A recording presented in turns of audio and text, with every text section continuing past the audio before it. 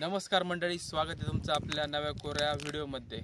तर मित्रो, आज मी आलेलो आहे पळसदेव या गावामध्ये।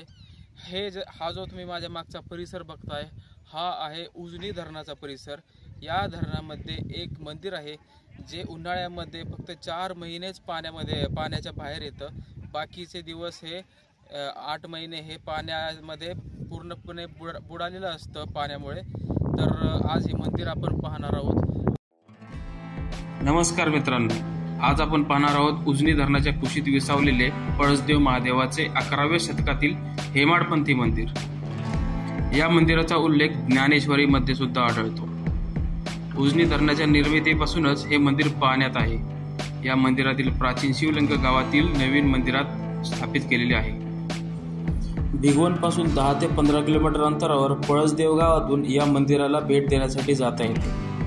सध्या धरणातील पाण्याची पातळी खूपच कमी झाल्यामुळे हे मंदिर आपण जवळून आतमध्ये जाऊन पाहू शकतो। या मंदिरातील दगडी कोरीव काम हे भारतीय वास्तुकलेचे एक उत्तम उदाहरण आहे। या मंदिराच्या बाहेर हनुमानाची दगडी कोरीव मूर्ती ही अतिशय सुंदर आणि आकर्षक आहे। तसेच मंदिराचा परिसर हा भरपूर मोठा आहे। इथे आपल्याला वीरगळीचे सुद्धा अवशेष पाहायला मिळतात।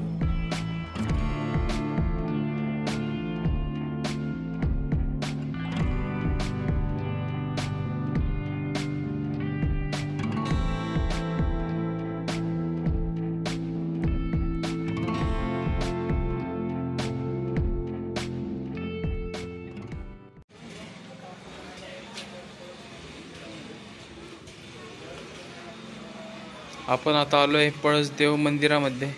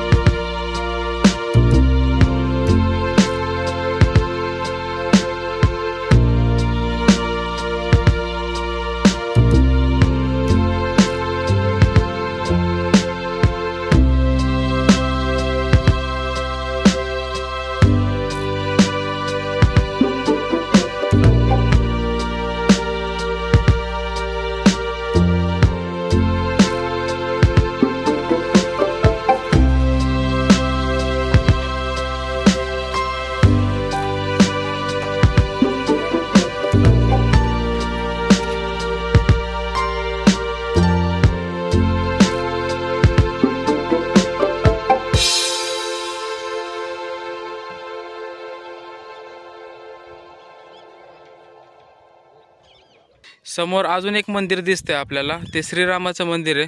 आणि तसंच हे बघा, हा इथला परिसर, इथे लोक पक्षी निरीक्षणासाठी सुद्धा येत असतात या धरणामध्ये। आणि हे समोरचं आपलं पळसनाथाचं मंदिर, पळसदेवाचं मंदिर, इथे विविध प्रकारचे पक्षी पाहायला मिळतात आपल्याला। देश विदेशावरून इथे दुसऱ्या देशातून सुद्धा प्रवासी पक्षी जे म्हणतो ते पक्षी सुद्धा इथे येत असतात अशा या ठिकाणी। आणि इथे त्यामुळे पक्षी निरीक्षण करणारे पर्यटक यांचा सुद्धा खूप जास्त ओढा असतो। समोरच्या बाजूने आपल्याला जायचं आहे आता पुढे। आत्ता हे मंदिर पहा, ह्या मंदिरातून आपण नुकतंच बाहेर आलोय। शिल्पकलेचा अप्रतिम नमुना आपल्याला आज पाहायला भेटलाय। एकदम भारी मंदिर आहे, खूप सुंदर नक्षीकाम आहे या इथल्या खांबावर। हा जो पूर्ण आता ह्याच्यातून मी चालतोय ना, हा पूर्ण भाग पाण्याखाली असतो। हे मंदिराचं जो काळपट भाग दिसतोय माझ्या बरोबर डोक्याच्या लेवलचा, तेवढा भाग पाण्याखाली असतो। आणि तिथून वरचा जो घुमट आहे तो वर राहतो इतर वेळेस। हे बघा मित्रांनो, इथे किती शिंपल्यांचा मोठा असा ढिगारा पडलाय, लांबलचक पसरलेला ढिगारा आहे हा छोटा छोटा ह्याच्यामध्ये.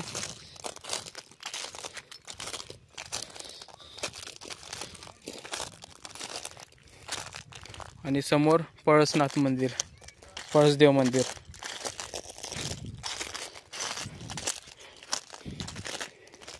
ठिकाणी येण्यासाठी बोटीने यावं लागतं ऑब्व्हियसली, पण काही ठिकाणी काळेवाडी गावातून रस्ता आहे येण्यासाठी, जो आम्हाला माहिती नव्हता. तर तुम्ही चौकशी करून नक्की या. काळेवाडी गावातून डायरेक्ट रस्ता आहे ना मंदिराच्या समोर येतो. माझ्या मागे तुम्हाला दिसेल एक इको गाडी आहे, ती आलेली आहे डायरेक्ट इथे मंदिरासमोर. आणि इथे काही टू व्हीलरसुद्धा लागलेल्या दिसतात. पण पळसदेव गावातून जर आले तर तुम्हाला इथे कमीत कमी 50 रुपये प्रति व्यक्ती असे पैसे द्यावे लागतील. सध्या तेवढं तरी कमीत कमी हे लोक घेतात. तर असं होतं हे पळसदेवाचं मंदिर. तुम्हाला कसं वाटलं हे मला कमेंट करून नक्की सांगा. आणि जर तुम्हाला हा व्हिडिओ कोणत्याही कारणास्तव आवडला असेल तर मला कमेंट करून नक्की सांगा. व्हिडिओला लाईक करा, चॅनलला सबस्क्राईब करा. पुन्हा भेटूयात आपण अशाच एका नवीन व्हिडिओमध्ये. तोपर्यंत गुड बाय.